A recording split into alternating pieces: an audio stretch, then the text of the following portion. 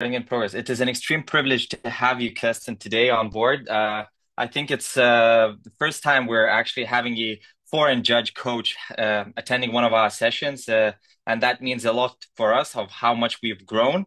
Perhaps not necessarily in terms of results over the past years, but in terms of popularity and how much we're moving forward with the whole WIDPSC movement here in Lithuania. So we're trying to enhance that. Collaboration or cooperation and partnership even further. So I'm extremely happy to have Kirsten on board. Now, all of you had an opportunity to read a little bit on Kirsten online on our Facebook group. Now, personally, the reason why we chose Kirsten for our interpretive reading session is very simple, and the results speak for themselves. Last year, Kirsten's student managed to clinch the top prize in the interpretive reading category, and it was an absolute pleasure having to judge your kid in the finals, and I'm even more grateful to have had him on board in the grand finals and delivering that final result. Now, Kirsten is not only a great judge, a great coach, but also a great person. And over the past 2 years, we've had so many nice chats about everything, not necessarily even public speaking related. So I'm pretty sure that that will transfer on to you guys into today's session as well.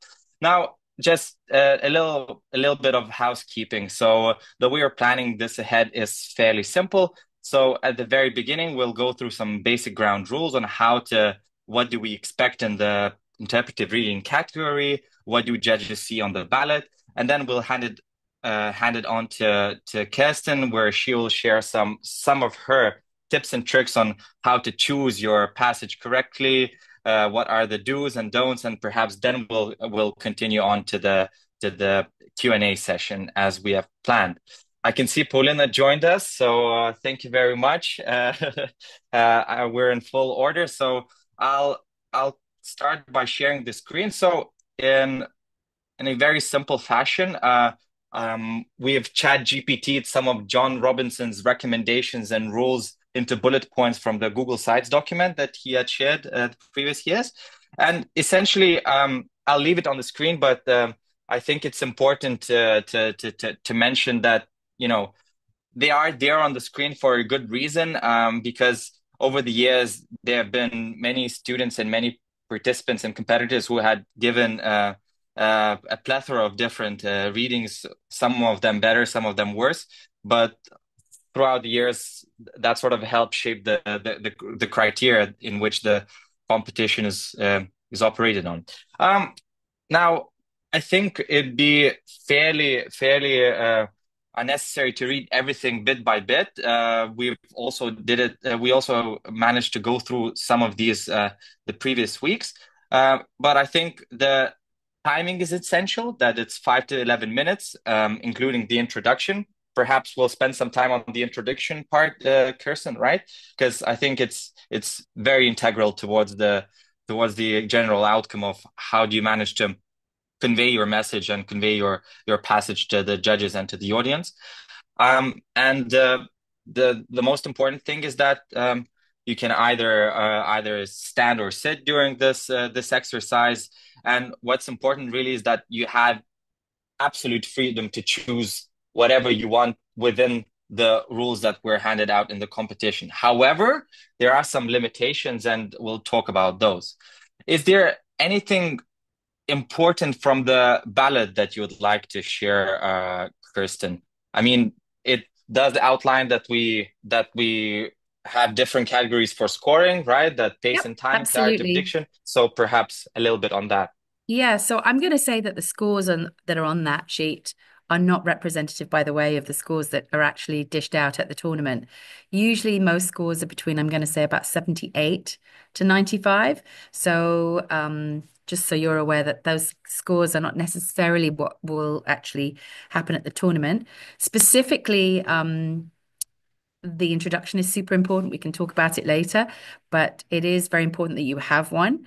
And I would suggest, well, we can talk about it too, that you memorize it so you can actually look at your audience while you're reading it or speaking it, if you like.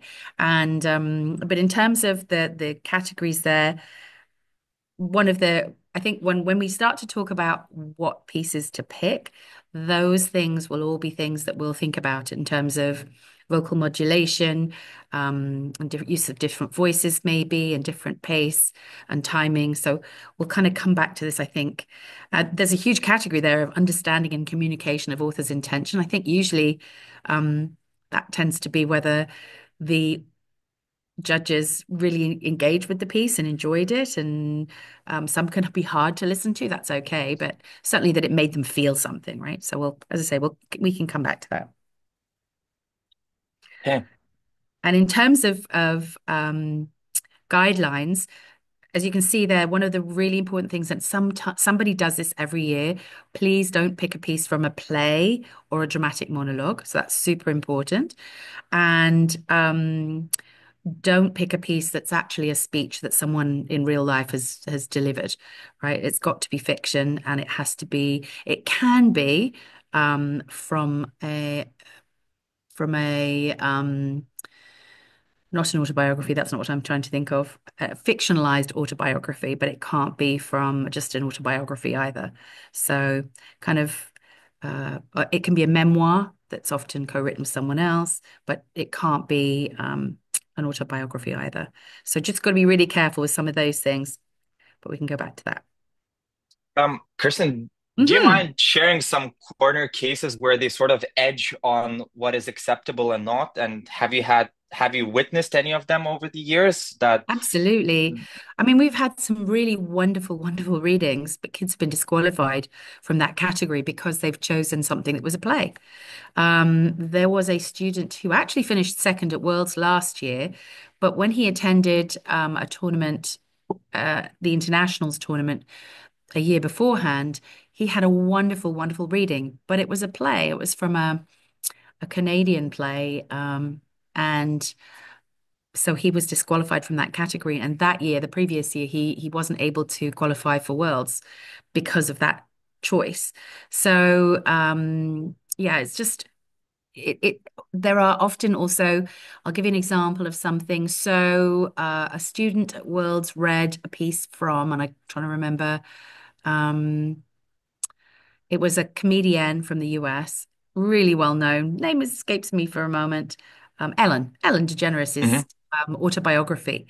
And again, he was warned that that was on the edge because whilst it was largely elaborated on and maybe a bit fictionalized, it was also an autobiography. And so that's one of the things to watch for. But so try not to pick those things and then you stay in the clear. Sorry, the kids are just coming back from lunch, so you can hear them in the hallway.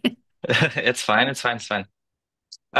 For instance, had I had the intention to, I don't know, write one up, a fictional story by ChatGPT, would that Right. be allowed in the competition? So I'm going to say no because it says that it should have been published. I know that's one of the, Hmm. and I think whilst ChatGPT is something that is online, I think the idea was that the piece should have some literary merit, right? Like it should Hmm. be something a bit more substantial. So I would steer clear of that type of thing. Often you'll also find little bites of dramatic monologues online as well. I would steer clear of those because that comes on kind of under the play category. So Hmm. stick to novels for the most part, I think, and you will um, be much safer. You can read different parts from the novel within your 5 to 11 minutes or 7 to 11 minutes. Now it's 5 to 11. Um, but so you can pick different passages, but yeah, just stick to novels if you can. I think that's just much safer. What The about other poetry? Sorry, Yes, yes, no, I'm absolutely. So you intervening. can do poetry. I had another student in 2017 called Olivia Railton, and Olivia did a piece of poetry at Worlds called To This Day, and it was about bullying. And she won the reading category as well. I think it was 2017. Anyway, somebody no doubt will tell me the wrong year, but absolutely you can choose. But again, it should be something not that you've written yourself. It has to have been published in some anthology, not just online. So bear that in mind as well. The other thing I would also avoid when choosing something is avoiding children's books, because while they seem really fun, judges always think they're not as difficult, and that you haven't, even if you've been super entertaining and you've brought it alive, judges will invariably give it a lower score just because they feel it's not substantial enough. So try and pick something that's, I think, adult fiction as well. Okay, All right. great. So how do you shape a champion, Kirsten? What are your tips and tricks for that? I think it's not an easy exercise. You can't do it overnight, but how do you Hmm. how do you mold a champion? Well, I think the individuals have to have some skill to start with. So usually they are very confident, obviously speakers. They are quite dramatic or have the ability to be quite dramatic, not overly dramatic, not melodramatic, but dramatic. Um, and so, over the course of a number of years, for instance, Ethan, the young man that you talked about, he started when he was in grade seven. So, he would have been 12 when he started doing this. So, he'd had a number of years. And I will tell you, he was not a strong, that was probably his weakest category when he was younger. So, he worked really hard on it. I think the key too is in terms of presentation, is not just to pick, oh, I really love this book and I'm going to just pick any old passage from it because I really loved it, is to pick something that is incredibly dramatic in some way, or it could be comedic. It doesn't have to be serious, it could be comedic, but something that will stand alone and have some dramatic impact. And for students who struggle a little bit with being dramatic, I think the idea is you want to also try and pick a piece that fits you. So, if, for example, you are a woman and you cannot do deep voices, then try to pick a piece that avoids that. Um, I would also counsel, I would counsel Ethan, for example, he was when he was younger, wasn't very good at distinguishing between girls' voices and boys' voices. And so we steered clear of the girls' voices because it was much easier, and he just chose pieces that fit him. And I think that's the secret, is to pick something that really fits your skills.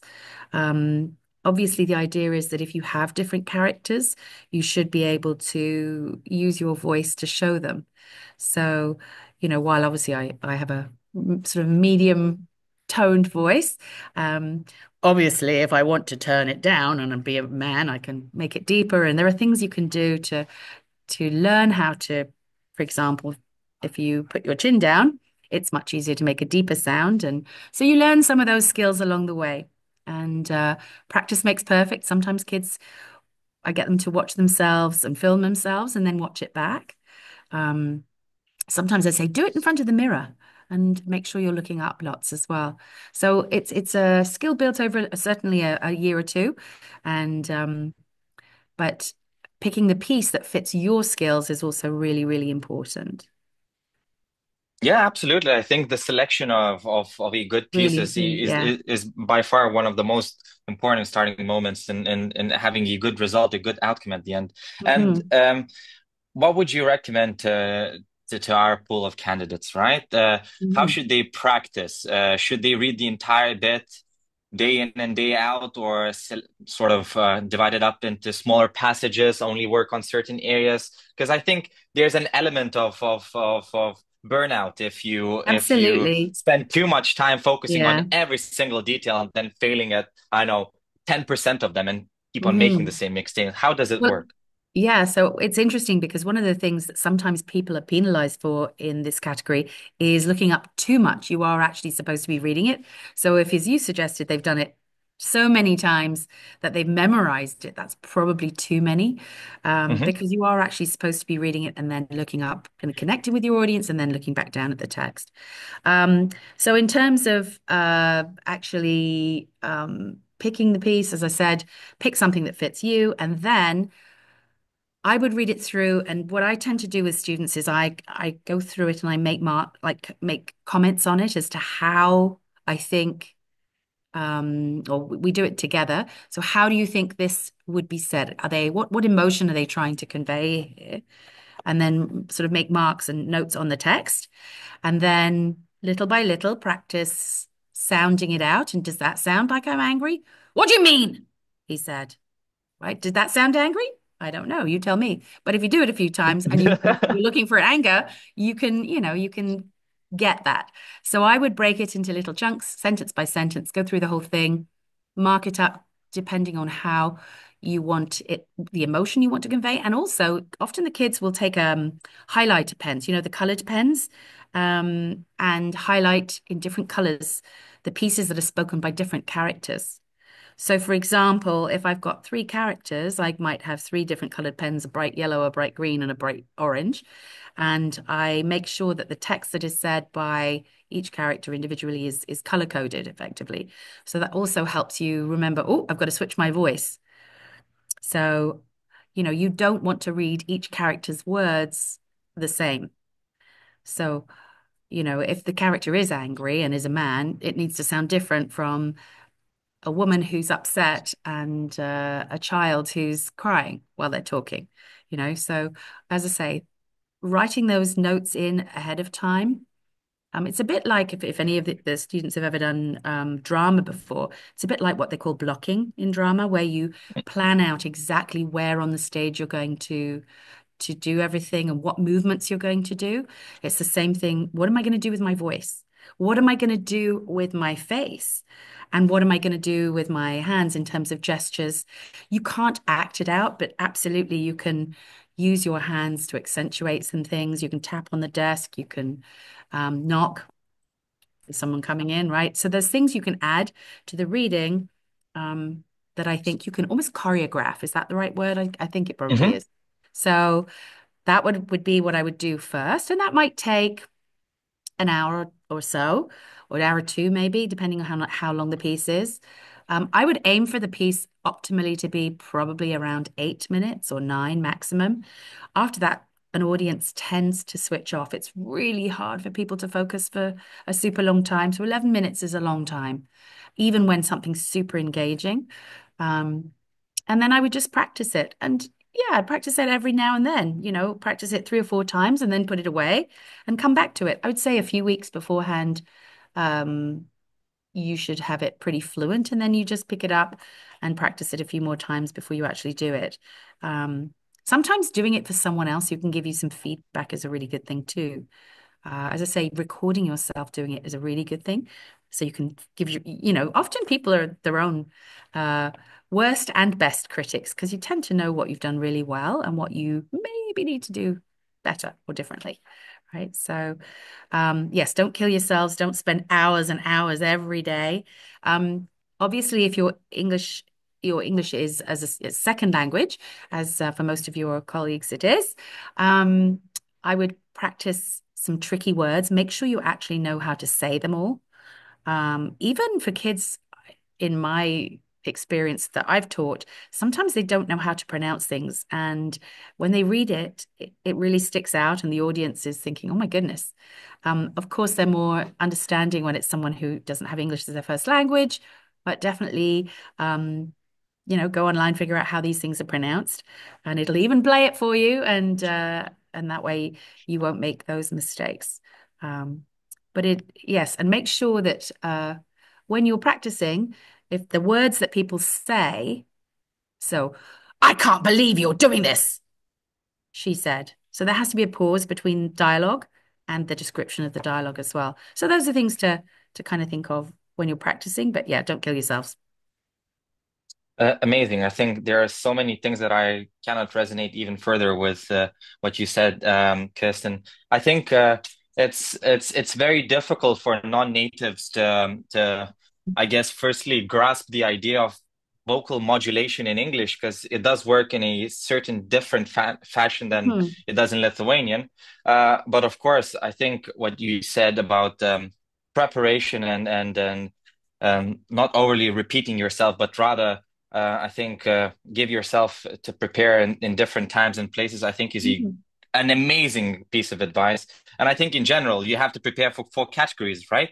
So you Absolutely. might as well switch and choose which one you go for first. You mentioned I would aim for 8 to 9 minutes, right? Is Yeah. that introduction included or excluded? Yes. So the introduction usually is about a minute, and that Hmm. should include the name of the piece and the author. I usually get the students to introduce themselves, say your name. Often that's as simple as making sure that the judges actually get the name right on the score sheet and make sure they have the right student. But also makes that personal connection. I talked about looking at your audience while you're delivering the intro. So I would memorize your intro so that you can really connect with the audience. You know, you're looking back and forth at them while you're speaking, and then you look down at the book when you sit down to read. Some people stand when they read. I don't know about how you feel about that, Chris, but I think it always makes me think that they should sit down. I You don't want, always I always read sat down, yes. never No. standing up. Yeah. And here's the thing. I mean, a drama person would say you then have a table or a desk between you and your audience. You actually don't have to sit behind a table or a desk, but I think it's easier. I personally think it's easier to put the book down or the reading down. It doesn't have to be from the book. You can photocopy it. But if you're going to photocopy it, put it in something that's a folder that lays flat and you can see all the pages, because often the turning of the pages can be quite tricky too and quite noisy and it breaks the reading. Um, so I personally would sit behind a desk, but I've had some of my students who prefer to sit in front of the desk, much closer to the judges, and then you have that connection again when you're looking up.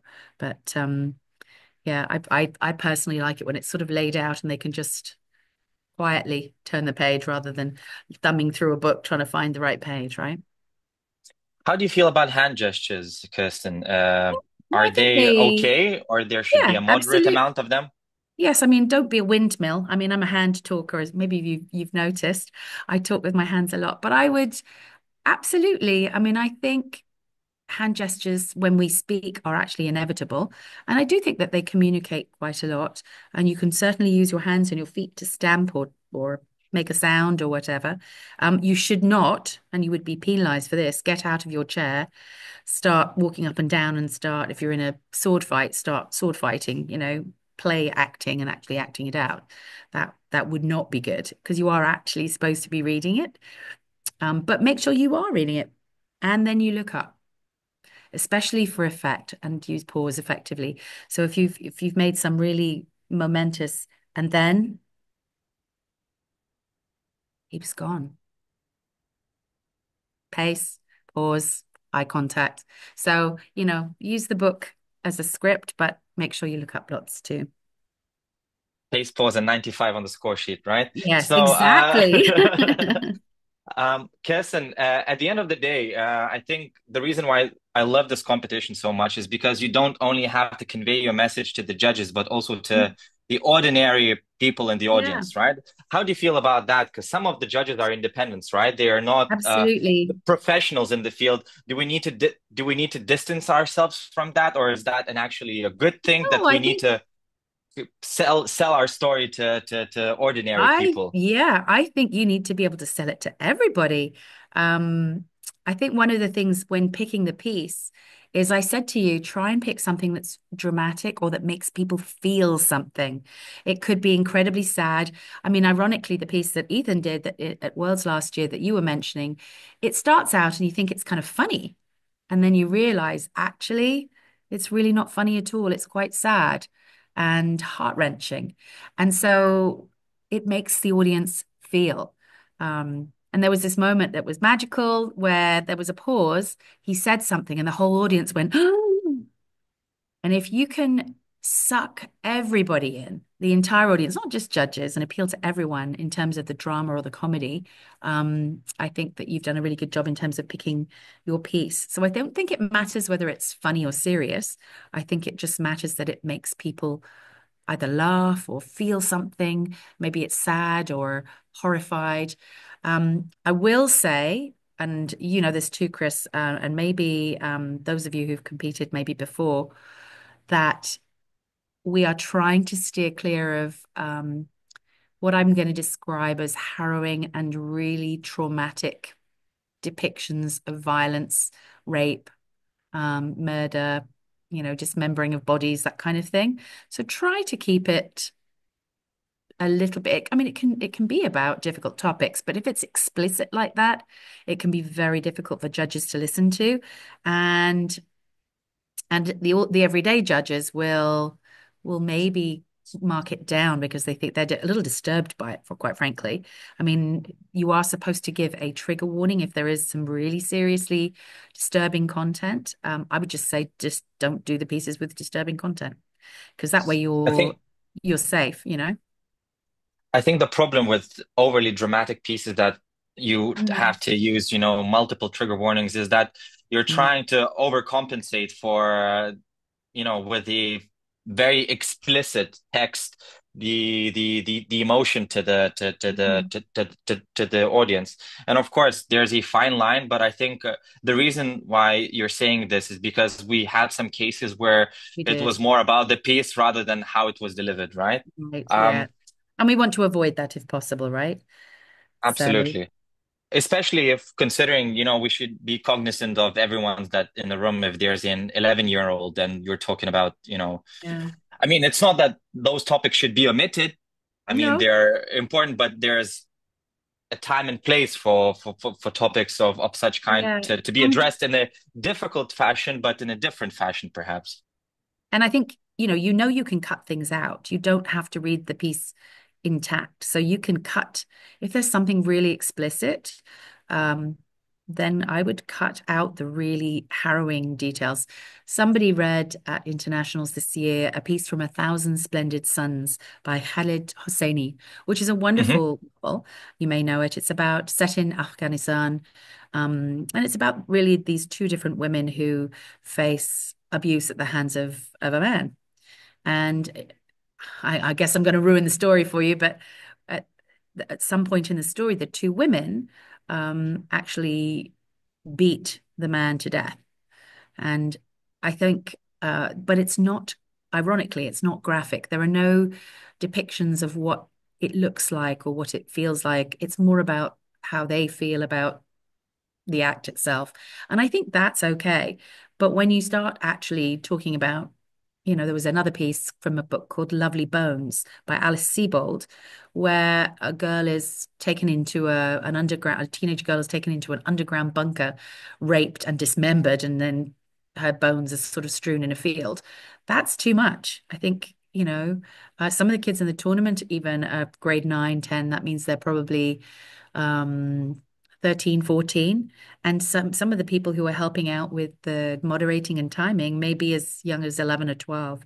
So yeah, I think just be mindful. Try to and you don't know either what people's experiences are, whether they've themselves gone through some kind of trauma and that sort of triggers that. So just be mindful, I would say, and err on the side of caution and delete any passages that are really explicitly violent and uncomfortable. And on a brighter note, Kristen, Yes. Ah, introduction wise, right? Is there a okay. set structure or some of the Yes, tips that you'd offer to make a truly successful introduction? sure. I would start with a little attention getter. That's what we call them. Even if it's an essay, you want to grab the reader's or the listener's attention. So, some kind of phrase or explanation of an issue that this particular piece deals with.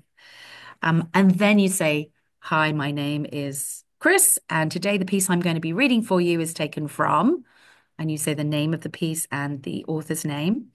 And then you've probably got three or four sentences of what I call context or background information that, because you have to imagine the people in the audience, they haven't read the book or they may not have read the book. And even if they have, it might have been a while ago. So who are the characters?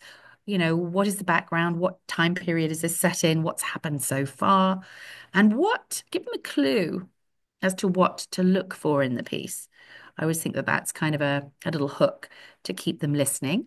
And then one sentence at the end just to say, I chose this piece because that's something that is on the score sheet as well. And certainly whoever does the briefing usually says that. So, what is your connection with this piece? Why did you feel compelled to perform it? Um, and that's it. So, hook, introduce yourself and introduction, 3 or 4 sentences of context. Why did you pick the piece? And then I would just say, The Lovely Bones by Alice Sebold. And then you can sit down while you're saying. So just say the name of the book and the author or the poem and the author, and then sit down and begin your piece. Okay. But look up at your audience, make sure they're all ready, and then begin. Take your time. Amazing. Some incredibly valuable insights from Kerstin running today towards us. Thank you very much. I said this will be a Q&A session, but we kind of started that process a while ago today, right? So I'll welcome the floor to questions to everyone in the room. So guys, I know you have turned your cameras off.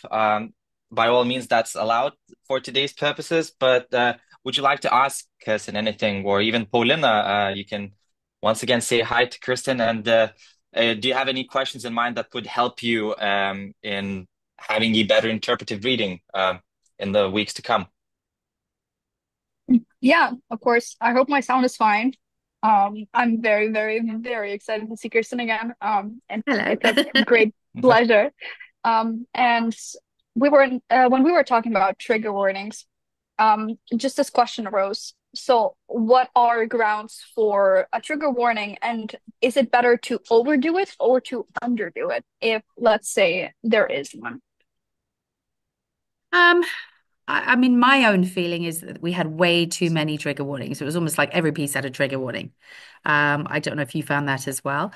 I think a trigger warning is really for something that we were just talking about, something that's explicitly violent, whether it's could be domestic violence, so it could be violence against a child. Um, I listened to another piece that was harrowing about someone who attacked a child, and it was awful. That kind of thing, I think, deserves a trigger warning. Um, Sexual violence, sexual assault. And so those things absolutely where it's explicit, but if it's implied and there aren't the horrible details, I think you can just go on and read it. I mean, or if you want to, you can say, this just a trigger warning. There's no explicit material in this, but I do want to let you know it does deal with sexual assault, and so I recognize that some people might find this very difficult to listen to, so you might want to excuse yourself if that's the case. The problem is that I don't think that anybody's ever going to excuse themselves. I have never, in all my time of doing this, after hearing thousands of of trigger warnings, never seen a judge remove themselves from the room. But I've heard lots of judges after the event go, "Oh my God, that was so traumatic. Oh, they shouldn't have done that. That was way too much." So I'm going to say place the responsibility on you guys to pick stuff that isn't explicit. And if you even think that it might be traumatic to somebody, then you do give a trigger warning. But it's not, don't do it just because there's a bit of violence in a piece. I mean, I don't think that that's necessarily requires a trigger warning. Thank Dare is you. saying my mic's not working, but I have a question. Are we allowed to have electronic clocks for timekeeping while reading? Sorry if it's obvious.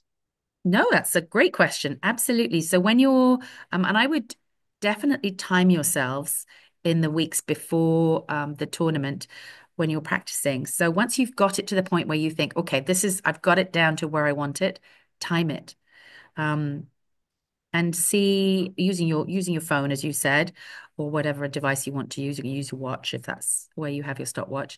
And in the event on the day, absolutely. So you take your phone up and you put it on the table next to you. And the one thing I would caution you is make sure your settings are such that it doesn't go dark. So make sure that it stays alive and will show you the time for the whole period. But make sure it's under the 11 minutes and it's definitely over the 5, right? Because you will get quite severe time penalties if you're not within time. So, if you notice that, wow, I was speaking way quicker today because I'm actually in the room, but I have the timer electronically next to me, slow it down a little bit. you can say, oh, I'm still at 4 minutes 30. Oh, I need to make sure that I string this out. It's amazing how pauses can help, right? And the other way around, if suddenly you get to 10 minutes and 30 seconds and you've still got a page to read, skip a bit, go right to the end. They don't have the script in front of them. Only you know that there was a piece that was missed. So absolutely use your watch or your phone to time yourself. Yes, and I have a follow-up question. You said no one's gonna know if there's a page missing or something. So can you actually redact the text that you're reading? Absolutely. So you can cut pieces out. And that's where I said to you, I think that would be helpful if sometimes people don't like to read strings and strings of swear words either, or the extreme violence that we were talking about. Sometimes you want to do one piece from the beginning of the book and another piece from the end of the book. Um, and I have a student who's doing a piece at the Nationals, and she's reading something that happens today, and then the second reading is 6 weeks later. And you're allowed to do that. So you can cut, there's probably 100 pages in between. So you can totally do that too. But you can also cut bits from, if you're doing a consecutive piece for 2 or 3 pages, you can cut bits out too. You can't And change the words though. So don't change it. That would be bad. and more sensitive words, specifically expletives. And I'm referring to Ethan's reading last year, right? So there was two bits specifically where he had to use the F word, right? For the Mhm. purpose of the text. How do you feel about that? If there's a sequence of 10, do you redact some of them out, or I it think does so. really depend? Hmm. And you know what? That's a really interesting example because we had a real conversation about whether he wanted to say the F word and whether or not that was appropriate. Would people be insulted and shocked? And I think you have to imagine, is it right in the context? And yes, don't overdo it. So I have a feeling there may have been more than he actually did. Um, Often people are insulted and feel offended when you use swear words, especially the F word. Hmm. And it also depends on the student. Some kids aren't comfortable um, saying it out loud in front of a big crowd of people, right? And you've got to think about that as well. So if you don't feel comfortable, take it out. I had another student who was in the grand finals actually of reading in online in 2022, and she was doing a reading from a piece called The Three Sisters, and it was a difficult piece. It was set in a concentration camp, but there was some swearing in it. And she said, I don't want to do it. I don't feel comfortable. And I said, okay. So it's partly your comfort level, but also don't overdo it in general. If there is some swearing, sort of keep it to a minimum if you can, so as not to offend people. Thank you. Miguel is asking, does a piece have to deal with sensitive issues for it to be persuasive or effective enough? Is that a prerequisite, something that is most often chosen? I'm going to say no, it doesn't have to be. The piece that won 2 years ago was a Harry Potter piece. I don't know if you remember that, Chris. I think it was 2 or 3 years ago. I think it was Yeah, in South in South Africa, yeah, it Africa. was. Yeah. And so it does not. And it can be funny too. What was so remarkable about the way that that young man did it? First of all, it was a piece that was quite dramatic. And the young man who did it, Edward, he was a master of different voices. And he was able to switch in between from character to character really effortlessly, and they were so funny and well done. But you could still hear what it was a really poignant and meaningful piece. So no, it doesn't have to be heavy duty and serious. And sometimes the judges are just really grateful for something a bit more lighthearted, right? I mean, you've judged enough, Chris, to know too that sometimes it's like, no, God, not another piece about the Holocaust, or not another piece about, rape, or not. Sometimes it's good to think about other things. The piece that Ethan did was about a man who'd been hit by a car, and he had a brain injury, and his speech was affected. And so again, very different. As I said, the kids are just going to lunch. You can probably hear them in the background. Nah, your microphone's really good, so Not too don't really good. worry about Okay. that. Yeah. I Um, have a follow-up on that. I'm sorry. Okay. Sorry go for for it. interrupting, but so since not every piece has to be disturbing, and I get No. that it is I think it's difficult to recognize that a story has emotional impact if they don't have this sort of disturbing element. So, do you have any tips for how to choose a text that brings a bigger variety of emotions rather than just something disturbing? How do you Mm. recognize that beauty, that character in a text? Ooh, that's a really good question. Um, I read it, and if it makes me feel emotional, I would say I have a pretty good sense of, but I guess not everybody has that. That's a really difficult question. I think you maybe read it to someone else. If you think you're thinking of a piece, read it to someone and say, what do you think? Does this make you laugh? Did this make you feel kind of embarrassed for the person? Sometimes it's embarrassing stories that can, and it doesn't have to be. I mean, I remember one where a woman had been to the toilet and she got toilet paper on her shoe and her skirt was stuck into her underwear. And I mean, that's not a heavy duty, but it got the audience laughing. So it was I mean, the other underlying piece of that was that there was also some talk about dementia. And so that was maybe the heavy hitting, but it was kind of more balanced. So if you can find a piece that isn't just all doom and gloom, that has some kind of redeeming quality to it, or you pick a piece from a beginning of a book that is a bit depressing, and then you pick a piece from the end where we see some hope and some optimism and some light, that's certainly something that you could say, see, in your introduction. I had a student one day, it's quite a few years ago. Her name was Natalie, and we were in Lithuania, and she was doing a piece. I'm going to Between the butcher it. Shades of Grey. I remember that Yeah, vividly. I remember that vividly. I was in her room yeah, in 2014.